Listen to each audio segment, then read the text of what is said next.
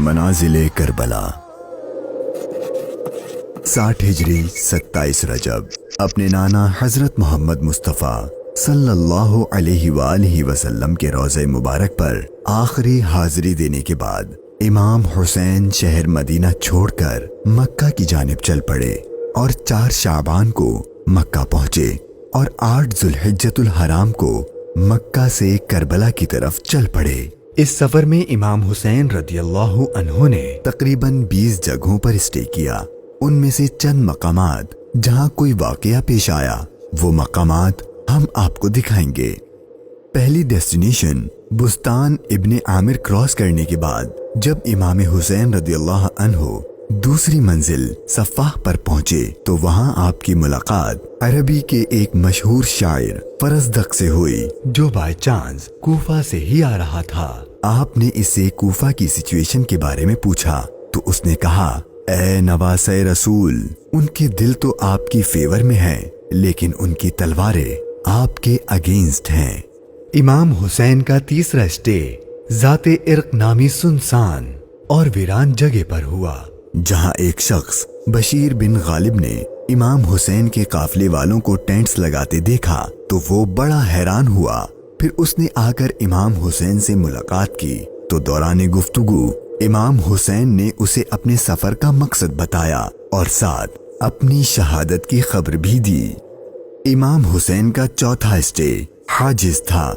اس مقام پر آل رسول نے کچھ دیر آرام فرمایا اور امام حسین رضی اللہ عنہ نے کوفہ والوں کے لیے ایک خط لکھا اور اسے حضرت قیس کے ہاتھوں کوفہ والوں کو روانہ کیا۔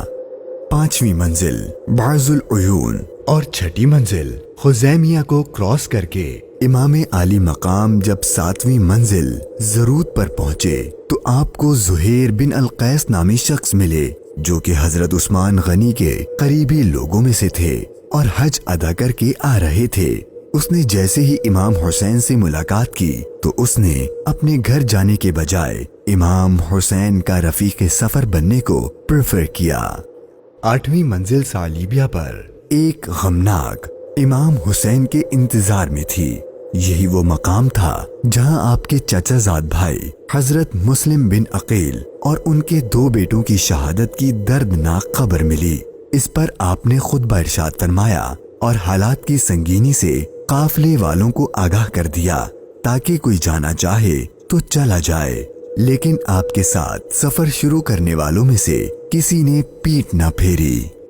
مشکلات میں اضافہ اور جرنی ڈیفیکلٹ ہوتی جا رہی تھی کیونکہ ابن زیاد گورنر کوفہ کو امام حسین کے آنے کی خبر مل گئی تھی اور اس نے اپنے بہادر اور ماہر کمانڈر حر کو 1000 کا لشکر دے کر امام حسین کو گرفتار کرنے بھیج دیا۔ امام حسین زحالہ، بطن عقبہ اور شراف سے گزرنے کے بعد جب 12ویں منزل سرات پہنچے تو آپ کا سامنا حر اور اس کے 1000 کے لشکر سے ہوا۔ اس ریگستانی علاقے میں حر اور اس کے لشکر والوں کا پیاس سے برا حال ہو چکا تھا اور ان کے پاس پانی بھی نہیں تھا، تو امام حسین نے ان کو اپنے ہاتھ سے پانی پلایا۔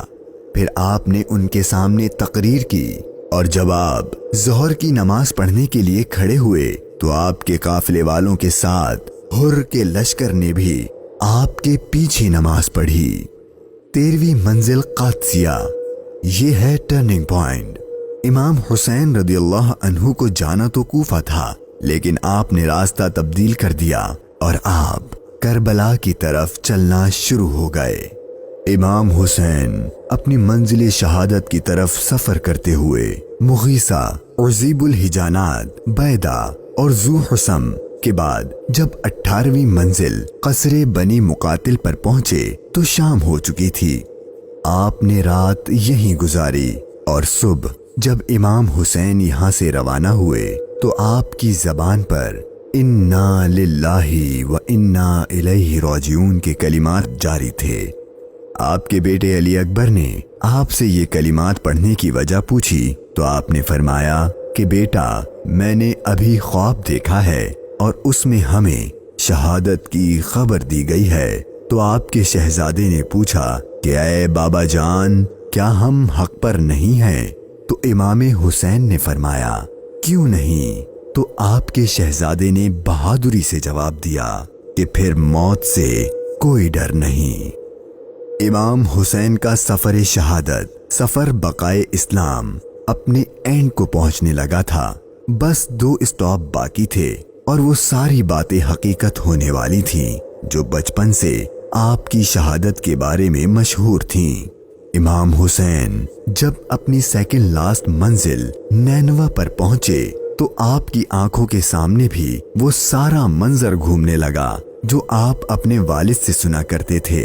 ابھی امام نے تھوڑا ہی فاصلہ طے کیا تھا، ایک ریگستان میدان نظر آیا اور ابھی وہ سارا قیامت خیز منظر آپ کی نظروں میں گھوم ہی رہا تھا کہ ہر اپنے لشکر کے ساتھ ایک بار پھر آپ کے سامنے آ گیا اور اس نے بتایا کہ گورنر کوفہ ابن زیاد نے مجھے خط دیا ہے کہ آپ جس جگہ پر ہوں وہیں آپ کو روک لوں اور آپ کو ایک ایسی جگہ پر ٹھہراؤں جہاں پانی وغیرہ کچھ بھی نہ ہو۔ اور بالآخر آپ کا سفر اپنے اختتام کو پہنچا اور 2 محرم کے دن ابن زیاد کے حکم پر اس چٹیل ریگستانی میدان میں پورے قافلے اہل بیت نبوت اور ان کے اصحاب کو اس 1000 کے لشکر نے روک دیا۔ امام حسین نے دریافت فرمایا کہ اتنا تو بتاؤ کہ اس جگہ کا نام کیا ہے؟ تو جواب دیا گیا اس جگہ کو کربلا کہتے ہیں۔ تو امام حسین نے اپنے خاندان سے فرمایا کہ بس یہی ہمارے ٹھہرنے کی جگہ ہے، یہیں ہمارا خون بہایا جائے گا اور یہیں ہماری قبریں بنیں گی۔ یہاں یزیدی فوج کی گستاخیاں دیکھ کر امام حسین کو سب سے پہلے روکنے والے حضرت حر رضی اللہ عنہ امام حسین کی بارگاہ میں معافی مانگ کر حاضر ہوئے اور اپنی جان آپ پر قربان کر دی۔